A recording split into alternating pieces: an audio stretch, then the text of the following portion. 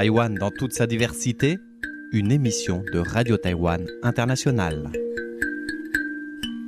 Bonjour à tous, c'est Sasa qui vous accueille dans ce nouveau numéro de Taïwan dans toute sa diversité. Aujourd'hui, je reviens sur un forum international sur le patrimoine culturel organisé les 25 et 26 septembre dernier à Taipei par le ministère de la Culture auquel j'ai assisté. Aux côtés des spécialistes taïwanais, y étaient aussi invités 6 experts internationaux du Conseil international des monuments et sites, ICOMOS, un organe consultatif du programme du patrimoine mondial de l'UNESCO, pour échanger des expériences sur la préservation des biens culturels. À travers les différentes interventions de ce forum et quelques interviews, nous allons explorer la grande diversité du patrimoine culturel taïwanais. Mais tout d'abord, donnons la parole au directeur général du Bureau du patrimoine culturel, Chen Jimin, pour présenter les objectifs de ce forum annuel qui en est déjà à sa 3e édition. Nous espérons continuer à aligner les concepts et les pratiques nationaux de préservation culturelle sur les normes internationales. Bien que nous ne soyons pas actuellement en mesure de demander le statut de patrimoine mondial sur le court terme, nous avons 2 stratégies. L'une consiste à renforcer les liens avec les organisations internationales et l'autre à tirer parti de leur expérience et de leurs pratiques pour enrichir les efforts de préservation des biens culturels. J'ai demandé à Chen Jimin de nous parler de la diversité du patrimoine culturel taïwanais et de sa spécificité par rapport à celui d'autres pays.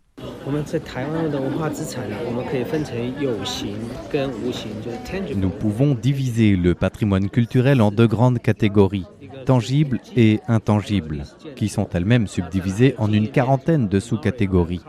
En ce qui concerne le patrimoine tangible, il y a par exemple les monuments anciens, les sites historiques, les sites mémoriels et les sites archéologiques.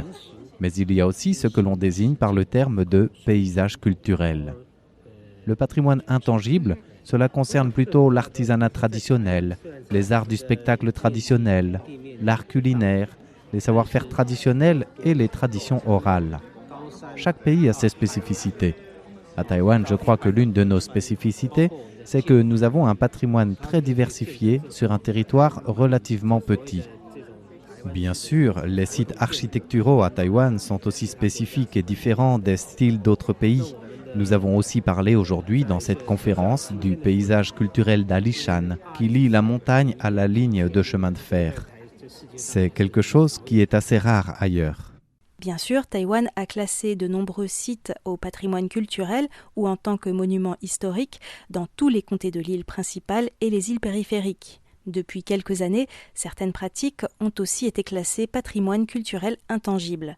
Les sites ou pratiques porteurs d'une très grande valeur ont en outre été inscrits sur une liste qui pourrait potentiellement être présentée un jour au comité du patrimoine mondial de l'UNESCO, dont Taïwan ne fait toutefois pas partie actuellement pour des raisons historiques et politiques. On écoute à ce sujet M. Chen Jimin. Nous avons déjà identifié 18 sites potentiels qui pourraient être considérés comme patrimoine culturel mondial tangible et 12 comme patrimoine culturel mondial intangible. Mais, pour le moment, nous ne pouvons pas présenter ces candidatures en raison de facteurs politiques. Cela ne nous empêche pas de nous atteler au travail préparatoire pour chacun de ces sites. Par exemple, la description très précise de leurs valeurs culturelles et historiques. Nous réfléchissons aussi à la gestion de ces sites et formons du personnel qualifié pour la conservation. Le jour où nous aurons l'opportunité de présenter ces candidatures, je ne doute pas que tout ce travail, ainsi que la diversité et la valeur de ces sites, permettra de les inscrire au patrimoine mondial de l'humanité. Parmi les sites qui pourraient être considérés comme patrimoine mondial tangible figurent les colonnes de basalte à Penghu, la forêt de cyprès de Tselan, les anciennes mines dans le nord de Taïwan, le site archéologique Beinan à Dulan, le volcan d'Aton, les champs de bataille des îles Jinmen et Matsu, l'île des orchidées et les autochtones Tao qui y habitent, les maisons en ardoise des autochtones Paiwan et Rukai, le parc naturel de Yushan, celui des gorges de Taroko, les pièges à poissons en pierre à Penghu, le paysage culturel d'Alishan, le fort San Domingo à Danshui, etc. En ce qui concerne le patrimoine intangible, il comporte les mythes d'origine des autochtones Atayal, les chants polyphoniques des autochtones Bunong, la musique Beiguan, les spectacles de marionnettes, l'opéra taïwanais, la sculpture en papier collé, le festival des moissons des autochtones Amis, les cérémonies Saisiat et les cultes de Wangye et de Mazu. Cette énumération donne une idée de la grande diversité du patrimoine culturel à Taïwan. Il concerne à la fois de magnifiques sites naturels, des monuments de différentes époques historiques, l'architecture et des pratiques orales ou rituelles des autochtones, etc. Cela m'a un peu étonné que des pratiques culinaires n'aient pas été incluses dans la liste du patrimoine intangible, mais la culture gastronomique est si riche à Taïwan qu'il est peut-être trop compliqué de déterminer précisément ce qui devrait y être inscrit pour le patrimoine mondial. Lors du forum, il a notamment été question du paysage culturel d'Alishan, une montagne dans le comté de Jiayi, renommée pour ses magnifiques paysages, mais aussi pour sa ligne de chemin de fer pittoresque, construite au début du XXe siècle, à l'époque de la colonisation japonaise, pour l'exploitation forestière. Un paysage culturel, c'est un paysage naturel, qui est donc organique, changeant, mais qui a aussi été façonné par les humains et leur culture. Dans le cas d'Alishan, il faut parler de culture au pluriel, puisqu'il s'agit des autochtones Zhou, des colons japonais et aussi des communautés locales jusqu'à nos jours. Alishan est donc un patrimoine qui se situe au croisement de la forêt, d'une ligne de chemin de fer, de l'histoire de la colonisation, de l'exploitation forestière jusqu'à la conservation de la forêt actuellement, des autochtones Zhou, du tourisme et jusqu'à la ville de Jiayi, autrefois considérée comme la capitale du bois à Taïwan et où l'on peut encore voir de nombreuses maisons en bois. Cette configuration complexe présente un grand défi pour la conservation de cette zone car tout cela dépend de différents ministères et de plusieurs lois. Selon Elisabeth Brabeck, présidente du comité scientifique de l'ICOMOS, le défi numéro 1 est de réussir à articuler tous ces éléments, car c'est la connexion entre le chemin de fer, la forêt et les communautés locales qui fait la valeur du paysage culturel en tant que patrimoine et qui permettra peut-être un jour de l'inscrire au patrimoine mondial de l'UNESCO. Les experts internationaux de l'ICOMOS ont pu se rendre à Alishan juste avant le forum. J'ai donc demandé à Susan McIntyre-Tamboy, vice-présidente Asie-Pacifique de l'ICOMOS, ce qu'elle en a pensé.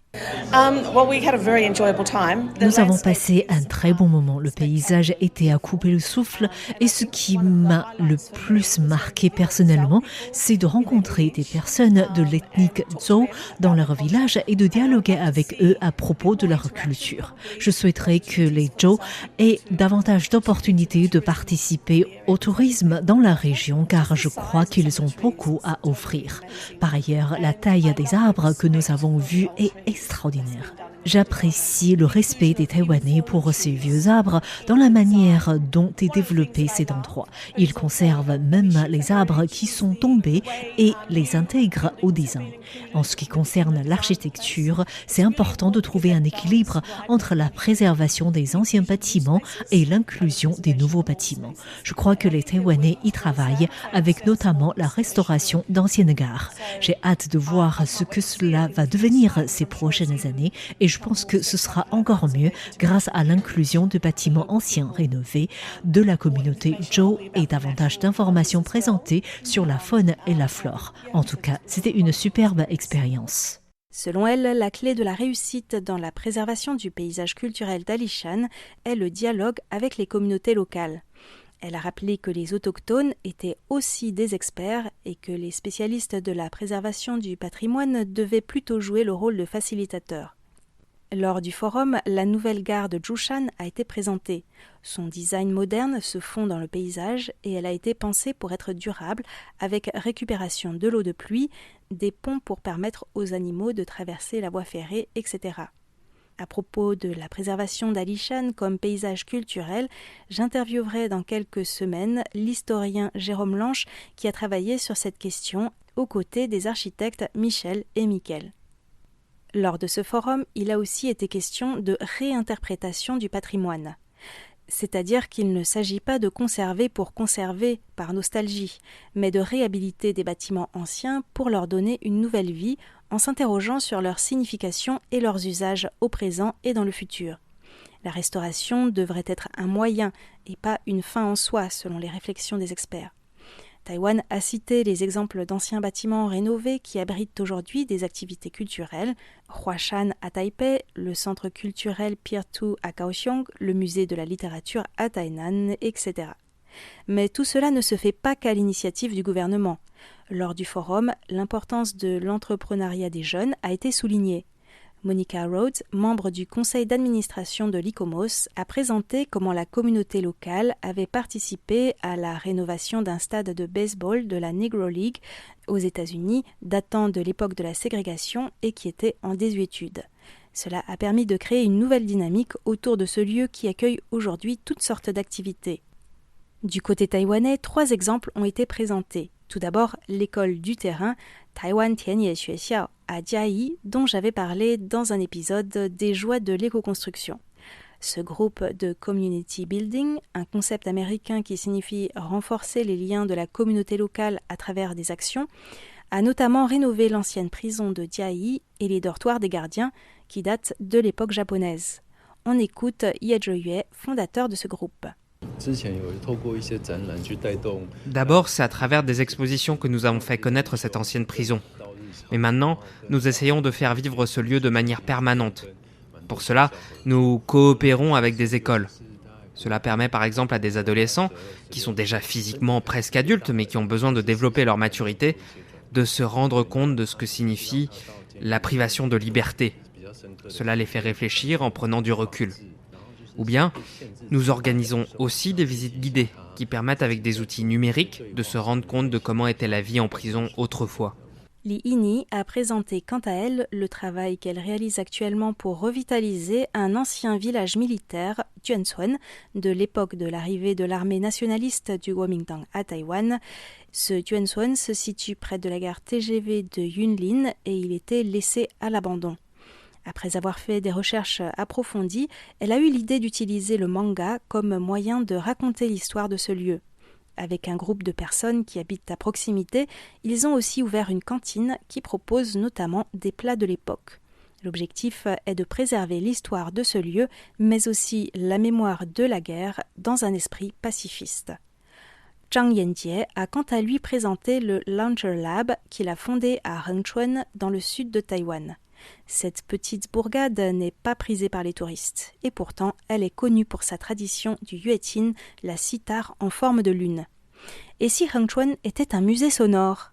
C'est ce qui a encouragé Zhang Yanjie à enregistrer des chansons populaires, mais aussi l'histoire orale des vieilles maisons, ce qui permet de visiter la ville avec une dimension sonore.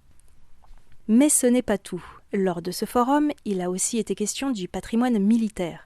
Si à Matsu, le projet Nangan 86 permet déjà de faire revivre l'ambiance tendue qu'ont connue les militaires dans les années 50 à travers des installations sonores et des témoignages, à Jinmen, qui possède des fortifications du XVIIe siècle, mais aussi des installations militaires qui datent de la guerre froide et qui sont encore utilisées de nos jours, le défi est plus difficile.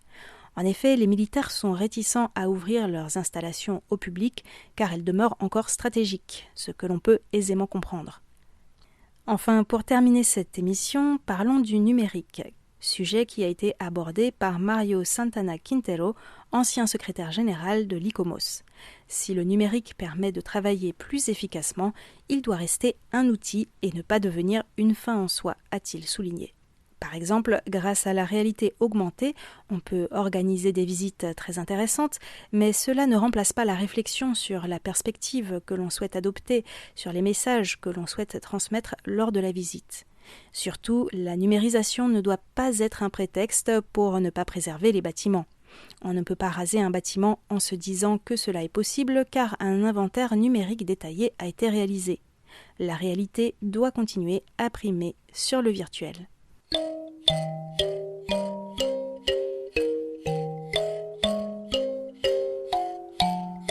C'est ainsi que s'achève cette émission. Je vous souhaite une bonne continuation et vous dis à la semaine prochaine.